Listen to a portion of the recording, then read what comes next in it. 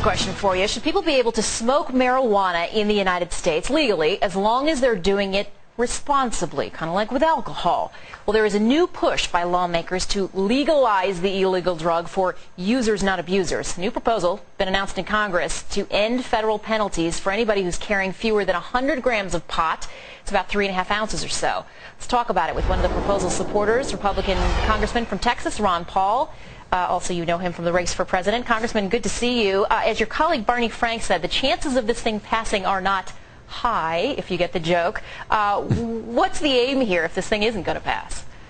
Well, my aim is always to promote freedom and the Constitution, and an issue like this is just has no value to have the federal police going out and trying to find people who might be smoking. Before 1938, the federal government wasn't even involved.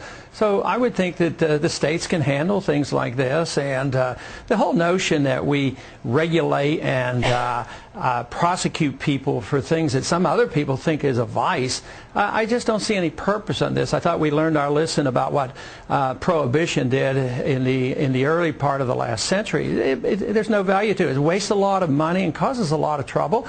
And what do? We end up with laws like this that prohibit sick people from using marijuana where they can get benefit. We literally, the federal government overrides state laws and arrests people who are sick and getting some benefit from marijuana, and they're dying with cancer or AIDS. It makes no sense at all. Congressman Paul, real quickly though, where does it end? So we legalize about 3.5 ounces of pot, then we say, you know, if you got a touch of crack cocaine, that's okay too.